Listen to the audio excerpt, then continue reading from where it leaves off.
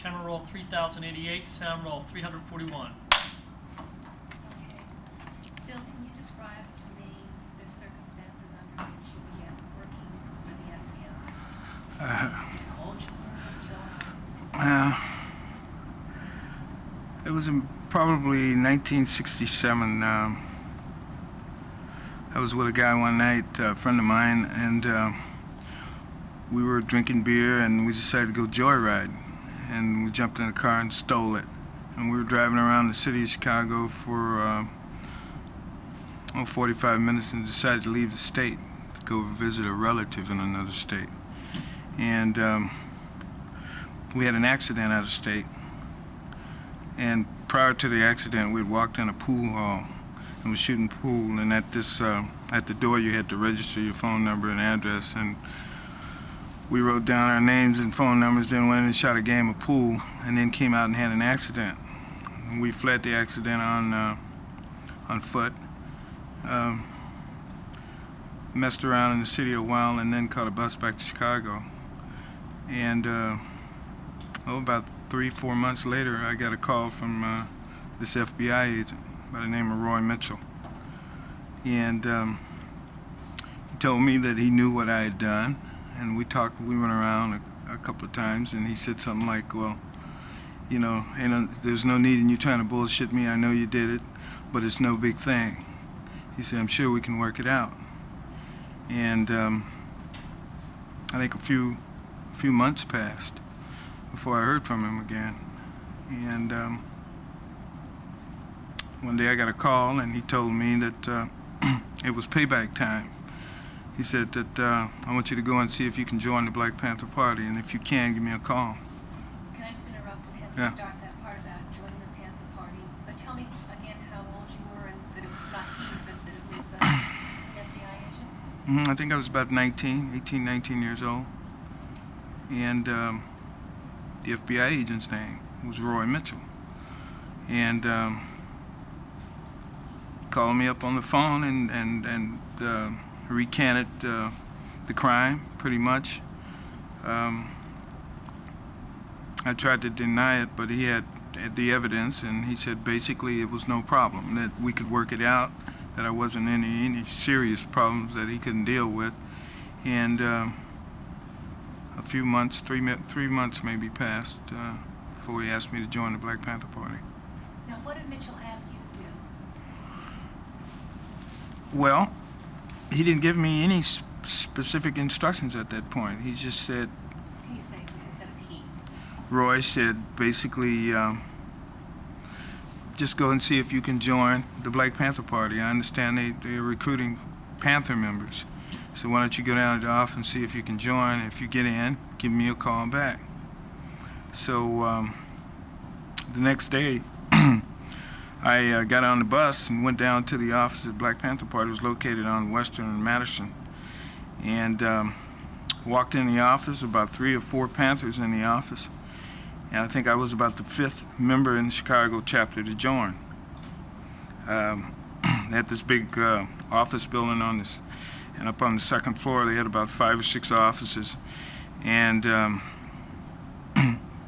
very little personnel to run things, so positions, it was easy to get a position. So they appointed me as a security captain.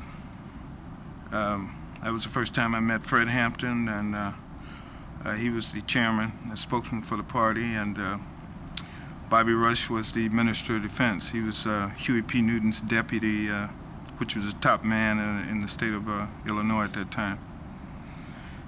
What did you think about the Panthers at that time?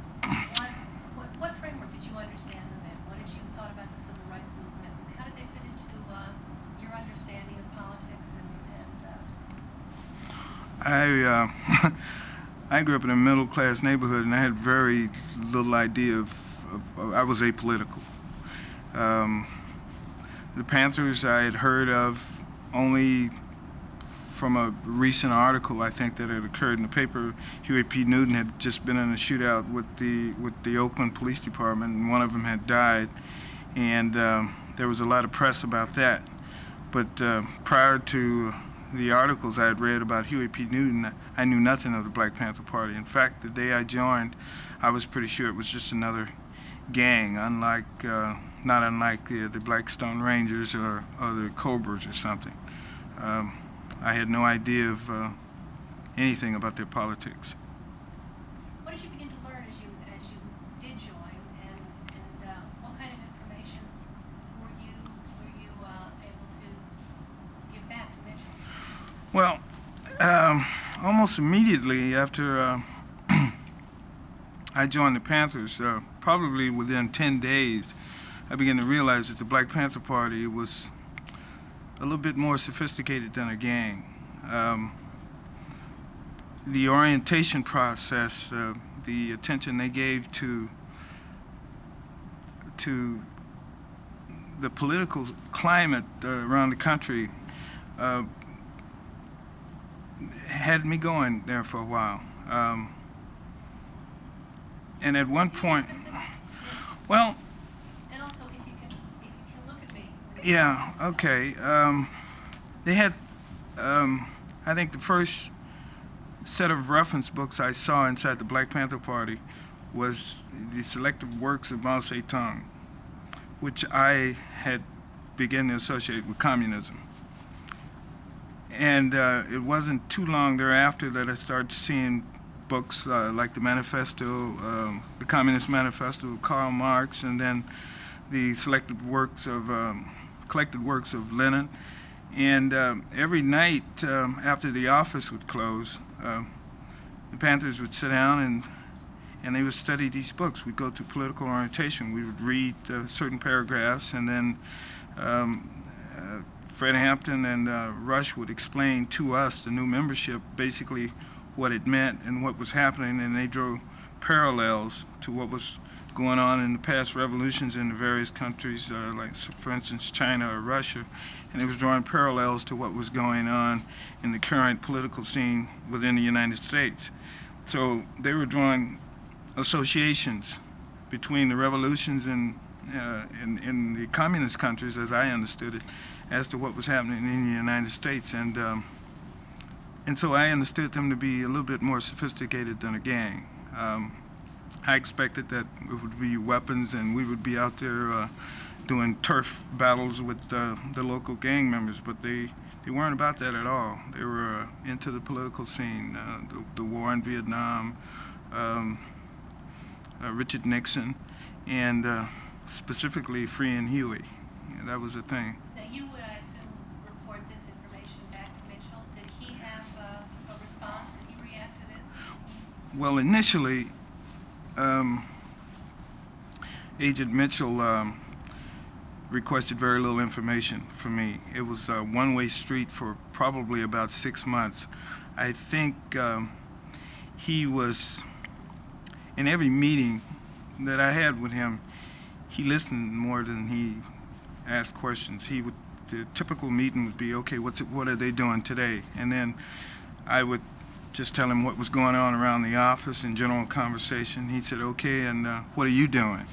And then I'd tell him what I was doing, and then he'd make mental notes. Sometimes he took shorthand notes, and then we'd depart. He said, okay, just keep me informed. And so we had a very loose relationship at that point because the Panthers weren't too active militarily, okay? They were politically organizing at that point. They were recruiting. At that point, the Panthers were trying to, well, they had speaking engagements at the different colleges and so forth. So we were in an organizing process.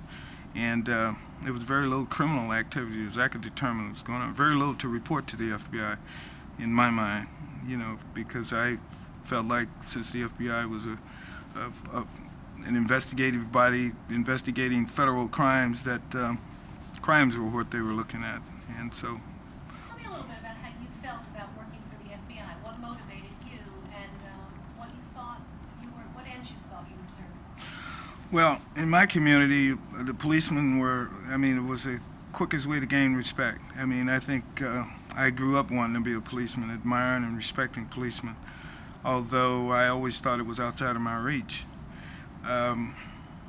My neighborhood was not unlike most people that grow up in Chicago. Most young people, we were very mischievous and did a lot of juvenile type, petty criminal type things. But stealing a car and all of a sudden having the FBI, having a case with the FBI, the thought of having really going to jail got my attention. And so when he asked me to join the Black Panther Party, and he used terms, he never used the word informant. He always said, "You're working for me."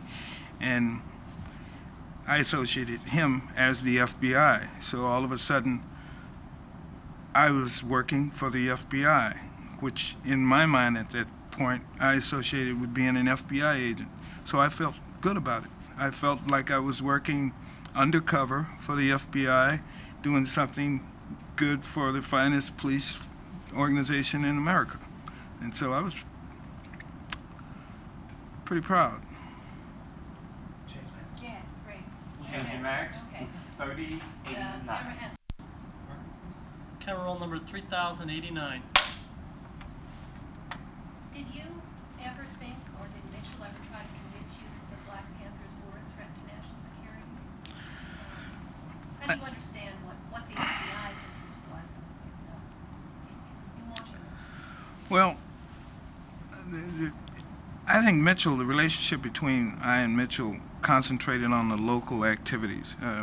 We talked very little about what was going on nationally early on in the game. Later on, when Bobby Seale and the guys would come to town, it took on a national scope.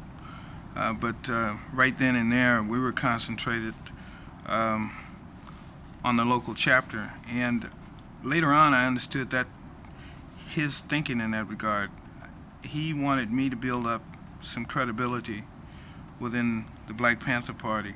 So he gave me a lot of room, a lot of leash at that point. He let me become a Panther before I became a FBI informant. I mean, I didn't go right in rifling draws. He directed me into the Panthers, and then when I got there, he backed off, and he let them work on me a while. And slowly it worked. I became a Black Panther in a way. I forgot the scope of me being there. In fact, I didn't really know why I was there. I just knew I was to report. But I really didn't have anything to report early on in the game, so I concentrated mainly on Panther duties. I lived the life of a Panther. Tell me about that. How did you, what was the work that you did, and how did you rise up through the ranks of the party? Well, mainly from day one, we had very little personnel, a lot of spots to fill. There were a lot of activity, a lot of things to do. And so naming positions at that point and filling those positions were really the leadership's responsibility at that point. And because of my knowledge of electronics and, I was just a handyman basically around the office, and we had this office building that they felt like wasn't too secure. I started working right away to secure the building, and in that regard I fell right into the security position. And it got more sophisticated as donations started to flow. As the membership increased as a result of speaking engagements on the school campuses and so forth, my responsibilities doubled, and so I was given a staff of security people, and then I just advanced from that point on. What were the major developments during that year of the Panther Party as you saw it? Was it the programs? Was it the alliances that the party was building? What was the Panther agenda as you came to understand it? To free Huey. Basically was the agenda of the Black Panther Party all along. Let it be no mistake, Huey P. Newton was locked down. The Black Panther Party was Huey P. Newton, and Huey P. Newton was the Black Panther Party. And no matter how powerful or strong our membership got in the Illinois chapter of the Black Panther Party, no matter how many speaking engagements Hampton had, or how many donations we had, or how many papers, there was always a national office out there to remind us that we were subservient to the national office, that we were just a chapter and we weren't the Illinois Black Panther Party, that we was the Illinois chapter of the Black Panther Party. And their goals at that point was to free their leader, who was locked down in Alameda County Jail, facing the death penalty for killing a police officer. The party recognized that at that point that they needed liaisons, they needed alliances with various groups in order to survive, basically in the climate in Chicago. So they embraced the various political issues that was of the day.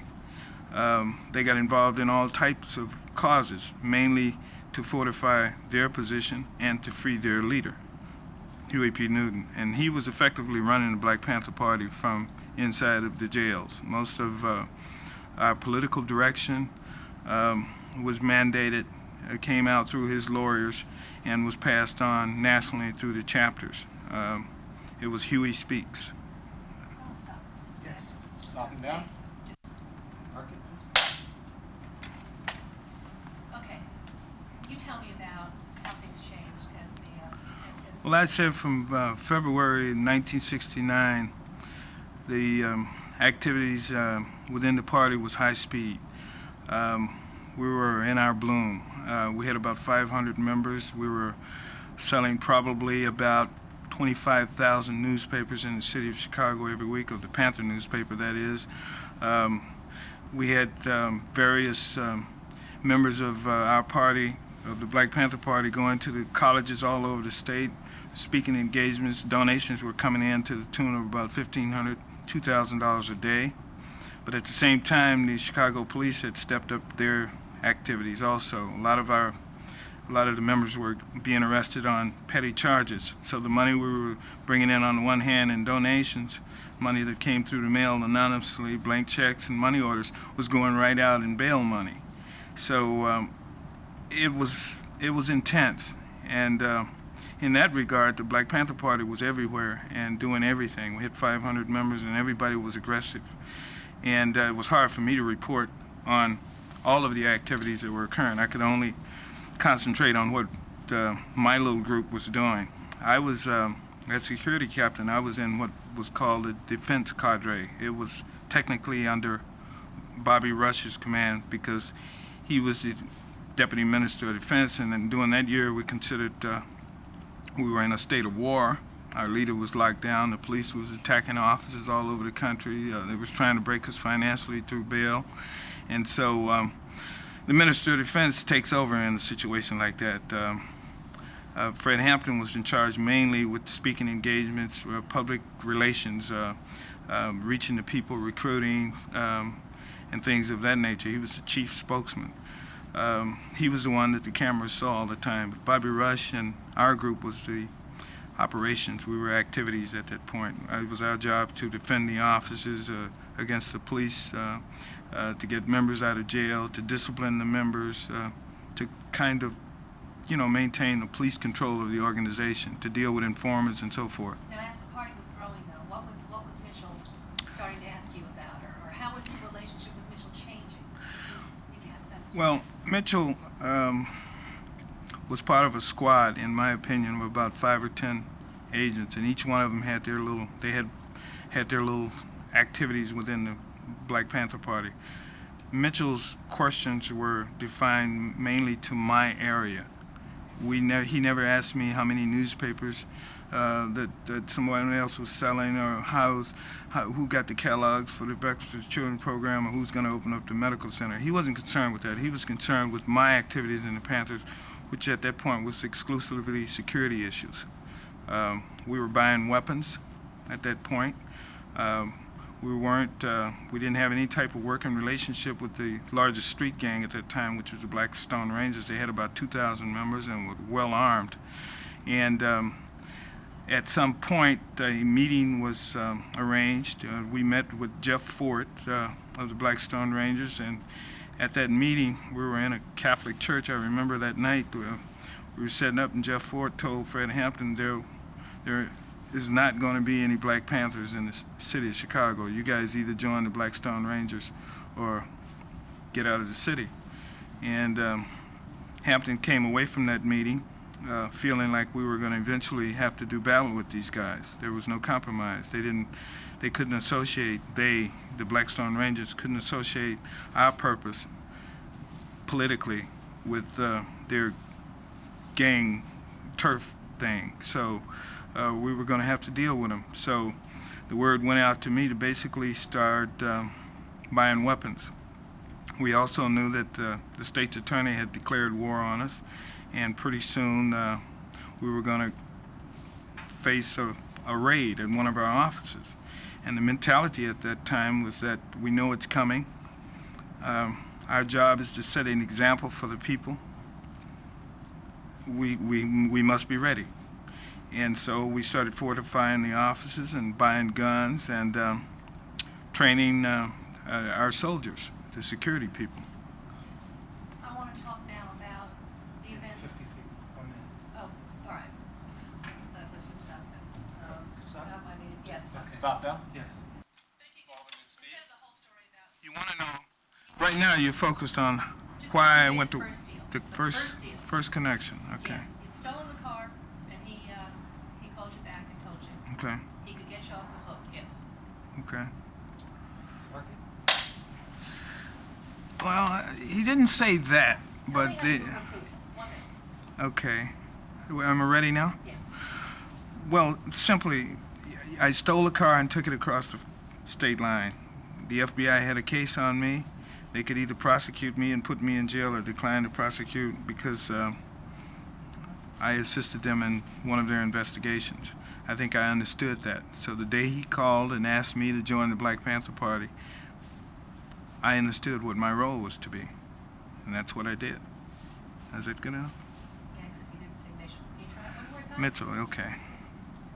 Brief like that. Okay, it's simple. I stole a car and went across the state line, which violated federal law. Mitchell, agent from the FBI, had a case on me. He had a choice of either prosecuting me and sending me to jail or declining to prosecute as a result of me aiding him in another case. And I decided to take the latter. When he asked me to join the Black Panther Party, I did so, and I understood what my role was to be. We didn't quite catch it, I think, but I mean, That's a we roll. can do it again. Well, we can do it again. Mark it. Tell me about a typical meeting, and tell me again that Mitchell's an FBI agent. 'Cause Well, a typical meeting between my FBI contact, Mitchell, would be downtown Chicago at 11, 12 noon, down in the basement of at some bar, some dark bar, and I would meet him at the bar. He'd be there when I got in there, and he'd have a drink, and I'd have a drink, and we'd sit there and talk for 15 or 20 minutes, and it was very casual. I mean, it was like I'd come in, and he said, "Oh, what you up to?" And then I'd say, "Well, I'm going down to Champaign on a speaking engagement with Fred, and I'm taking such and such with me, and we're carrying guns, and we're driving this car, and I just rattle it off. 10 or 15 minutes, I'd tell him everything I knew. He didn't have to say very much, because when I joined the Black Panther Party, most of the information that I was giving him at that time was new information to him. So as I grew inside of the party and began to learn things, he grew also. So he knew the members better than I did. We talk about the girlfriends and who was, pregnant and who had a venereal disease, and this was just casual conversation between he and I. He wasn't always writing. What he put in his files, I still don't have the benefit of. But I know after a while, he and I became friends. And we talked in casual conversation about what I was doing in the Black Panther Party.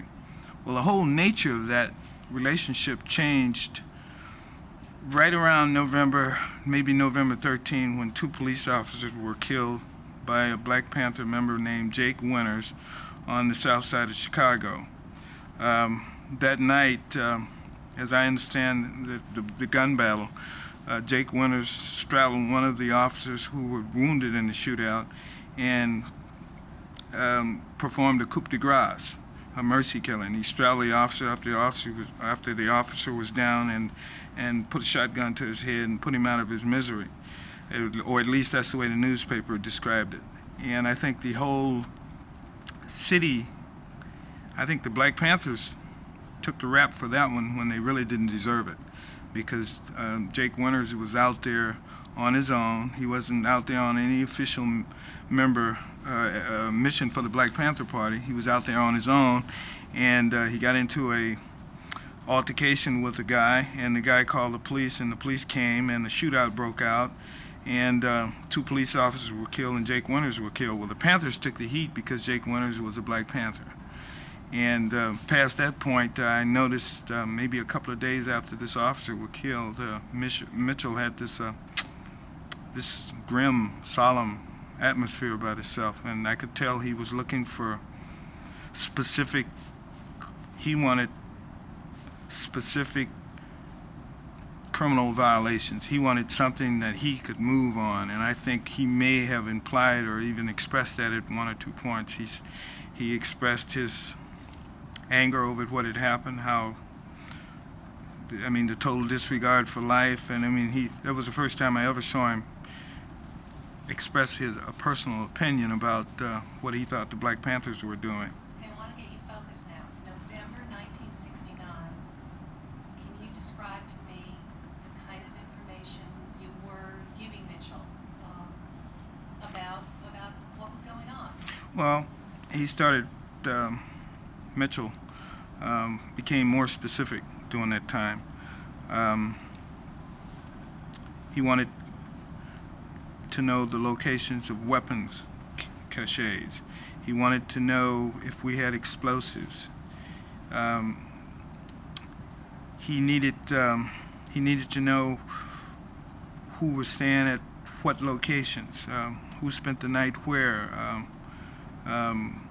His information didn't change so much as he requested more detail, and I knew why. The shootout on the South Side had pretty much laid the foundation. Within the party, within the Black Panthers, we knew that the police would react some type of way. We could just feel the stepped-up surveillance. We could feel the pressure all the way around, and we knew something bad was going to happen, and I think we were all prepared for it. During that time, Fred was conducting quite a few speaking engagements, but even his attitude had changed somewhat within the Black Panther Party. He was becoming more reluctant to speaking engagements, to making those outward appearances. He became more reserved, more protective of himself.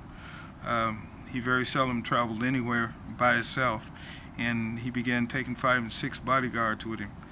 And so he felt it also. Also, he felt like he was going to prison.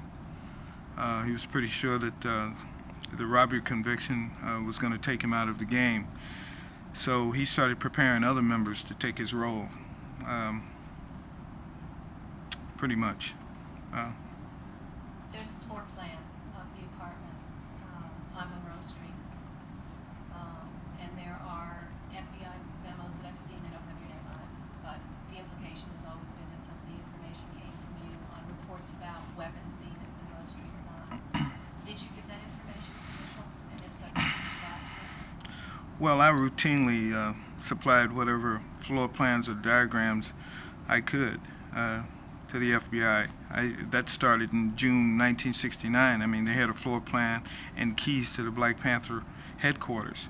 The specific apartment on Monroe, I supplied that floor plan. Perhaps not the one you saw, but I do remember meeting with Mitchell at one point and drawing up a diagram of the apartment.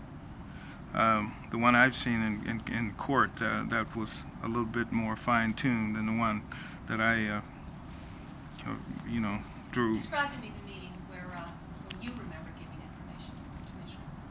Well, the meeting was not unlike the other meetings we'd had. It was always at the same location, was always during the daytime, and it was routine. Here again, in my mind, I knew that a raid was being planned. In my mind, I knew it. I knew also from the type of information that it would be probably a top raid, meaning the leader, from one of the leader's apartments. I also knew that the most vulnerable spot was Hampton's house, because it was the one that had all the weapons in it. It was the one with the weapons. Very few of the other apartments had the kind of weapons he had at that apartment. So when he asked me for the diagram, it didn't surprise me. I knew the raid was going to be planned.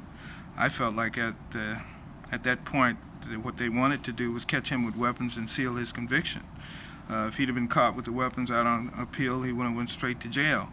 And I can't recall it being expressed. I can't recall any specific conversations I've had with Mitchell about the raid, but we had such a unity of mind, so to speak. Our efforts were basically one. I understood what was going on. He didn't have to tell me. He described to me going to the funeral of 2 police officers that got killed, and I knew he was hurt by that, and I knew he was going to do what he could to help the police department do something about it. The night of December, I'm sorry, we need to stop for a second. Yes, lock down.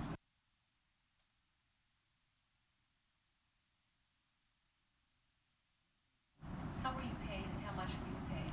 Generally, I was paid in cash, and normal amounts would have ranged from $300 to $500, depending on my needs. If I requested a specific amount, I knew that I could get it.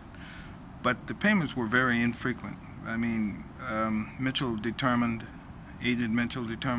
early on in the game that spending money was the quickest way to blow your cover. Also, I was living in the Panther environment. I was living in a Panther house, which they called a crib. I was eating with them and sleeping with them, and I was with them 24 hours a day, so I had very little need for money. So I was always assured that my money was being held in trust, and that I could draw down on it anytime I got ready, or anytime I had a legitimate need that wouldn't compromise my security. I suppose at any point, if I needed $1,000 or $2,000 from the FBI, I couldn't have gotten it. How often did you meet with Mitchell? Depending on my travel schedule, and later on within the Black Panther Party, I was traveling around a lot as a bodyguard to Hampton and so forth, and everywhere he went, I went. So the meetings became infrequent as the activities picked up. Normally once a week. In the fall of 1969, it had gotten down to about once a week. And past that point, it was just telephonic contact. Yes. Yeah. That's about out? Yes. Marky? Talk me through the events of the evening of December the 3rd, what you did, where you were. December 3rd. It was cold that day. It was really a slow day. We were at the office. Hampton was there, Rush was there, the general staff was there. It wasn't too much activity going on streetwise because the weather was so cold. It's a melancholy kind of day. It just came and went. Got down to the evening. We all decided to walk the block from the office to Hampton's house and eat dinner. The women were cooking dinner, a big dinner, I think we had chili and big pot of spaghetti, and most of us that had labored at the office were looking forward to just going over there and eating dinner and reading and just being together. It was just a slow day. It was the last day it was the last type of day that we'd think that anything was going to happen. It was just too quiet. Nothing was happening. Totally off guard. There are conflicting autopsy reports that Fred Hampton may or may not have been drugged. There are stories about whether or not you brought Fred Hampton food or drink. Do you have any information about whether he was drugged? Fred Hampton drugged.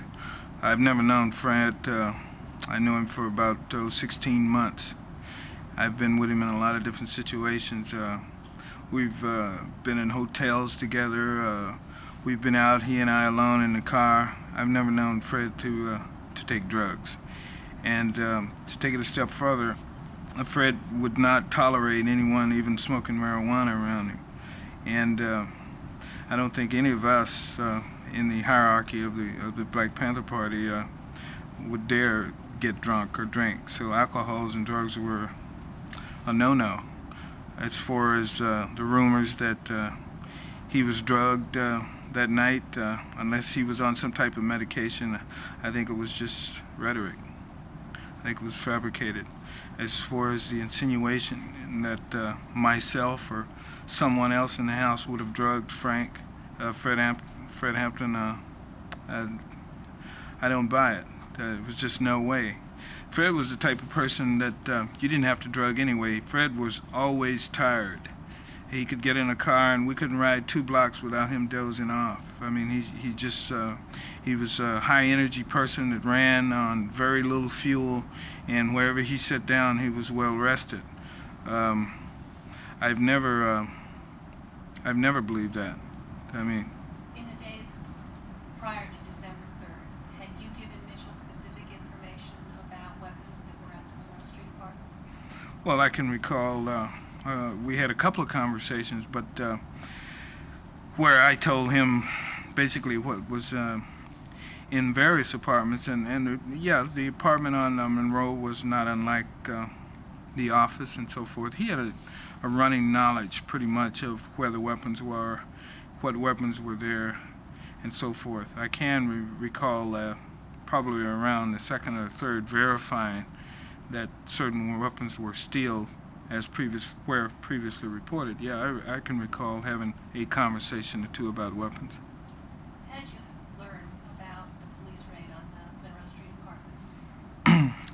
Well, the following day, I went directly to the office, and the office was empty, unusually empty. It was one girl sitting behind the desk, and she was on the phone, and there was just no people there. And I walked in, I guess it was about 10 o'clock in the morning, and I walked in, and I was waiting on her to get off the phone to ask, what was up. And I saw a copy of Sun-Times laying there, and had his picture on there, and had Panther leader slain on it. And boy, I felt bad. I felt just, and I remember walking out of the office and looking through a little clearing over on the next block, which was right in front of the Monroe Street address, and seeing a lot of police cars over there. And at that time, Bobby Rush came to the office. He had just come from over there, or maybe the coroner's office. In any case, we walked back over there, and we both were speechless. We just walked through the house and saw what had taken place and where he died, and it was shocking. What's That your was what. explanation of what happened? Well, that was. I think it was that morning that I began to feel that I felt really. I mean, everything that I had done flashed before me. I began to put it all together, pretty much, and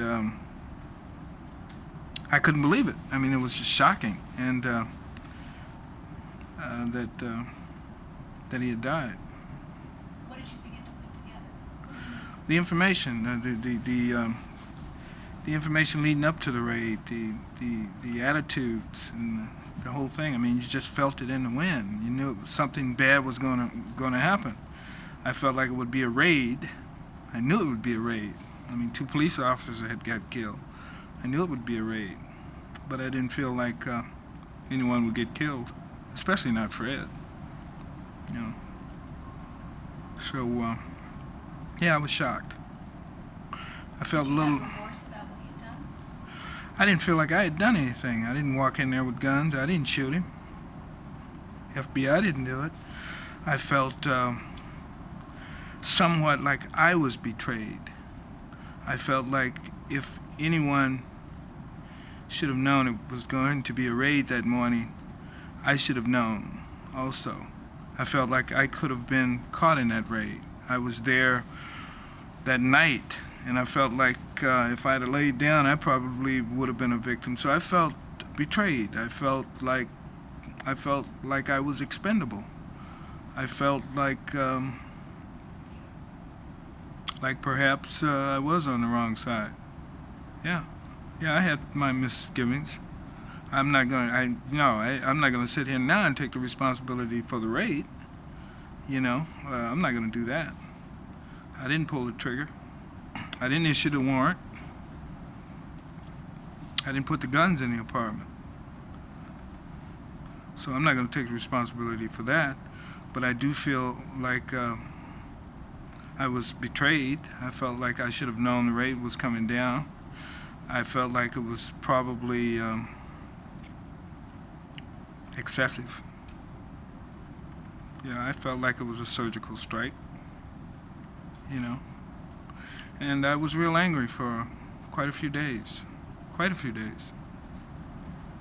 I refused to have any contact with Roy Mitchell at that point. But I think he pretty much understood too.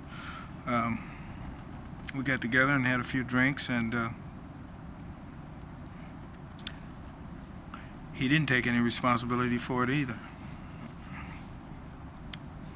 He said basically he didn't know it was going to occur, which at that point was hard for me to believe. I just began to understand basically how serious and deadly the game we had all been playing for 16 months. The reality of what we were doing just came to bear on us that morning. I think the membership was automatically decreased by 300 members that never showed up again when that happened. I think that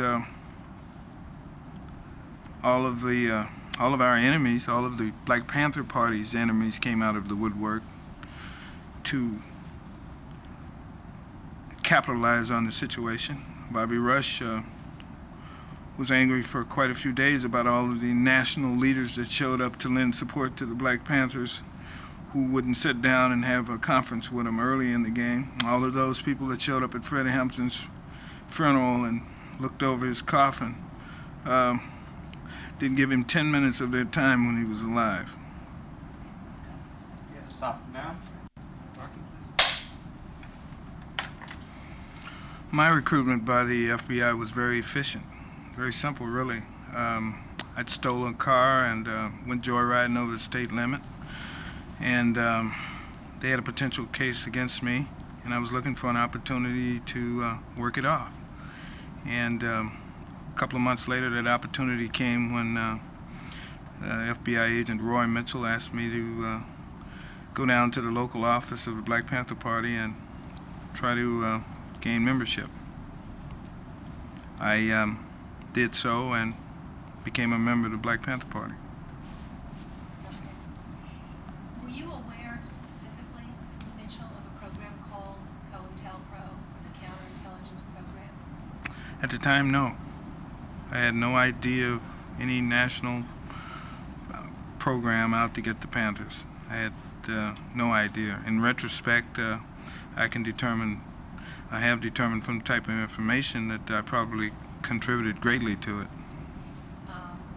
You told the story before, and I'd just like to have you repeat it about Mitchell telling you that he had other agents give him information and how that made you know how you were being checked out. Well, I think early on in the game, he let me know that the information, most of the information that I was supplying him was information he had already, or had been developed by his squad already. He kind of indicated that the information I was supplying was being cross-referenced with other informants. So I always felt like it was best to tell the truth in talking to him because he had his own methods. It was very little information that I gave him that he seemed surprised of. Okay? I just assume the FBI is not the FBI for nothing, Once again, I want to ask you about your feelings when you learned about the raid, Fred Hampton's death, or walking to the apartment with Bobby Rush. I can't do it again. I just can't. It Want jail. That's a cut. Mark Okay, I listened before. You went to the office that morning and you saw the headline and then it hit you. Well, What it hit you? it didn't really hit me then. It hit me after I walked into that house. It was cold and it was blood everywhere and it was holes in the wall and then I was, I just began to realize that the information that I supplied leading up to that moment had facilitated that raid. I knew that indirectly I had contributed, and I felt it, and I felt bad about it. And then I got mad. I had... and then I had to conceal those feelings, which made it worse. I couldn't say anything. I just had to continue to play the role. And I think it was at that point that I lost something. I lost something. Everything that I thought we were doing to fight crime had a different message after that. It was a blow. That's the best I can do with that one. cut. We can talk about that. Mark Did you ever think about the movement, the civil rights movement, what the Panthers was doing? Did you ever talk about that? Yes, I did. But it came later for me. The movement came later. Well, you got to understand. I was inside of the Black Panther Party, looking out at the movement. Something I know? No, look at me. Oh. Right back. Stop the camera a minute, please. Well, I always understood the movement from Martin Luther King's angle. In my view, he was the movement. The Panthers, their perspective was as black revolutionaries, black nationalists. They really didn't want this government. They wanted to overthrow this government. They wanted to embarrass this government. They wanted to punch holes in the system. They wanted to investigate and illustrate its shortcomings. That was their purpose. They were a vanguard. At one point, the party members embraced Huey P. Newton's writings. It was a theory of revolutionary suicide. They felt like their job was to get out there and basically die to set an example.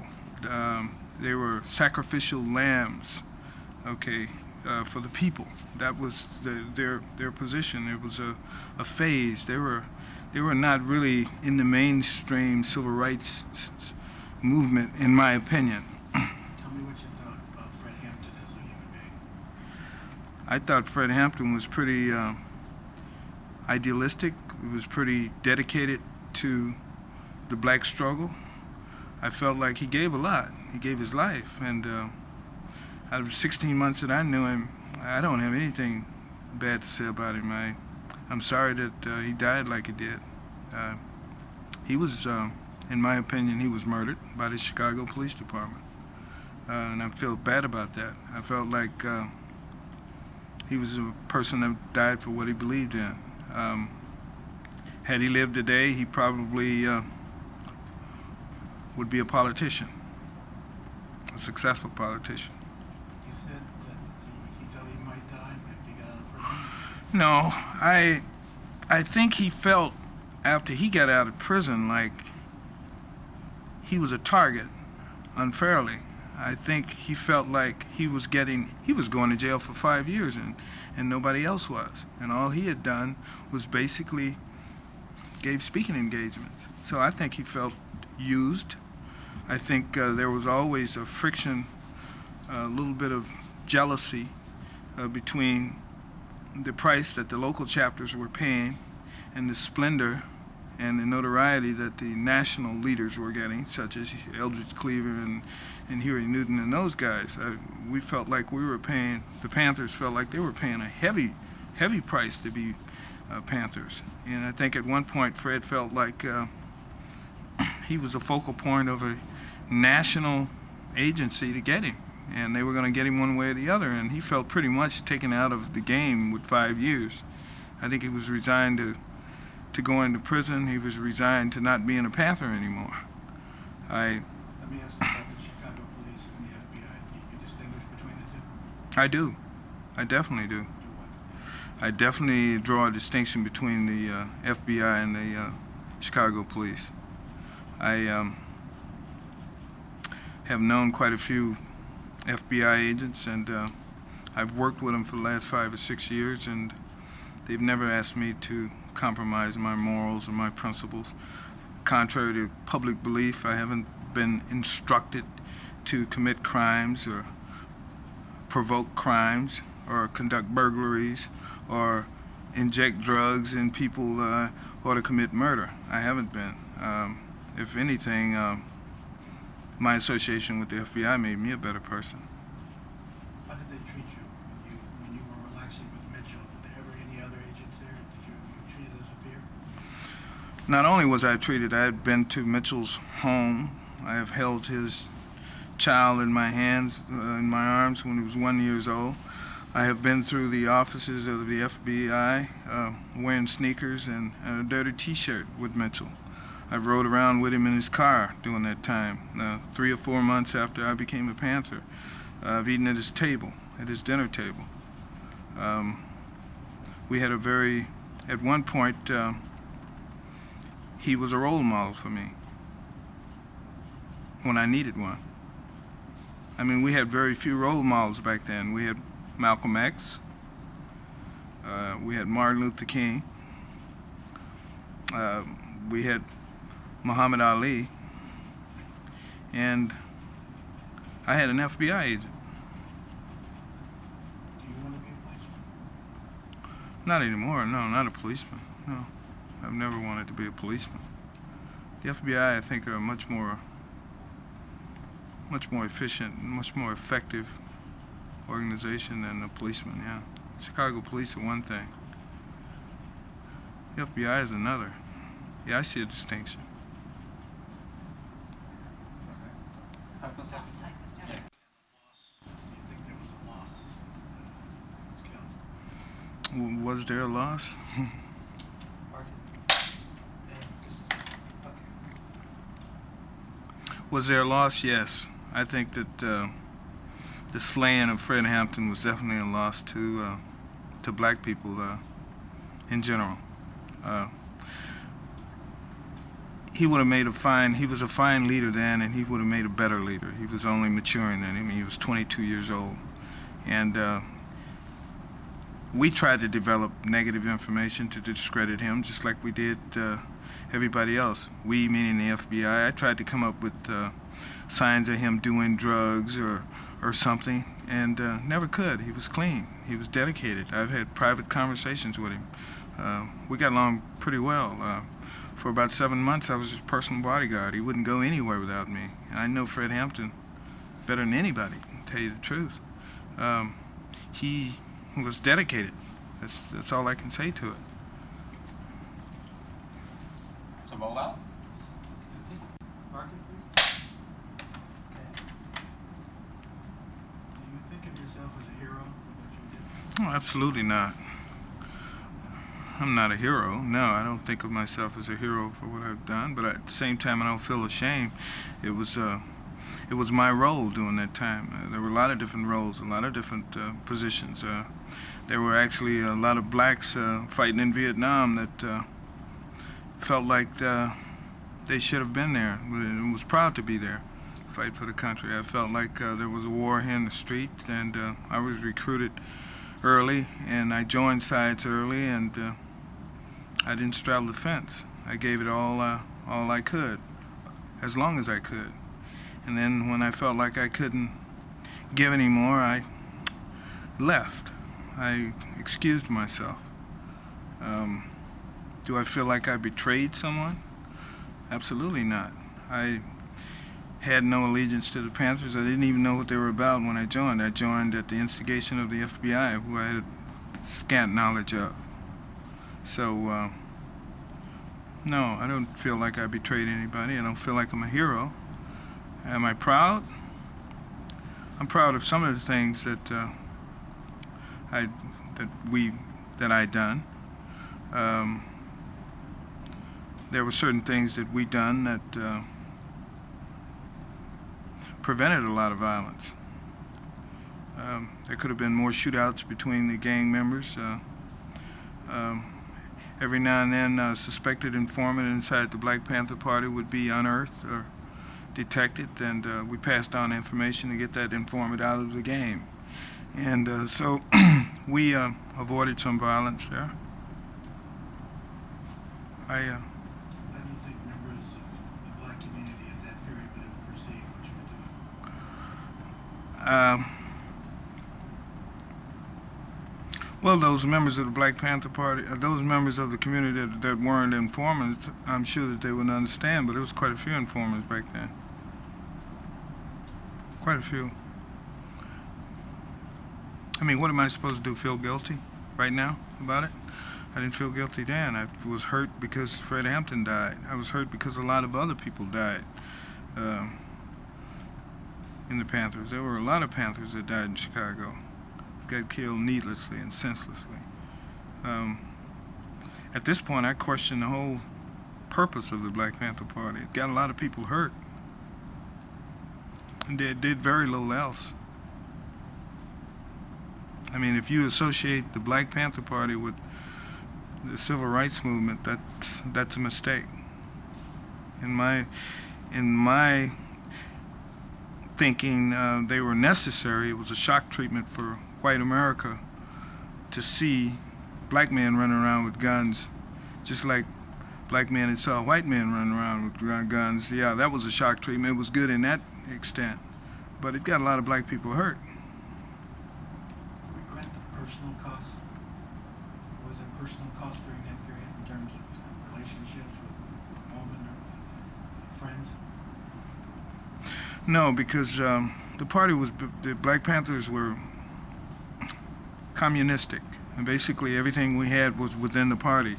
When I joined the Black Panther Party, I developed friendships. I developed new friends within the party. I was closely aligned with what they were doing. It was only certain individuals that were of any interest to the FBI.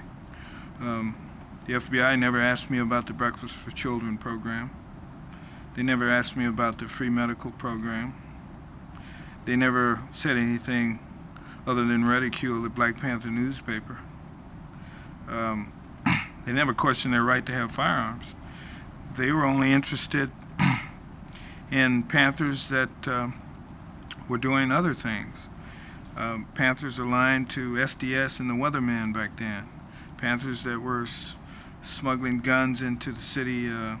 Every now and then I'd pick up a locker full of composition C4, and the FBI was interested in tracking that type of weapon, you know, to find out where it was destined to. You know, they were only interested in basically the communications we had with other militant divisions, splinter groups outside of the city. They never asked me about free clothes for children and stuff like that. No. Did you ever develop any hard evidence the Panthers were involved in the coalition with SDS? Well, the Panthers had a public coalition with SDS, but the the Weather Underground was a different ball game. But then I knew Bernardine Doran and those people before they became weathermen, when they was just SDSers. And I knew the relationships we had then, and the relationships were pretty tight. There was always, there was no hard proof, but who needed proof? I didn't need it. FBI didn't need it. What would you tell your son about what you did? I think I'll let your documentary put a cap on that story. I don't know. I don't know what I'd tell him other than I was part of the struggle. That's the bottom line. I wasn't one of those armchair revolutionaries, one of those people that want to sit back now and judge the actions or inactions of people when they sit back on the sideline and did nothing. At least I had a point of view. I was dedicated, and then I had the courage to get out there and put it on the line, and I did. I think I'll let history speak for me.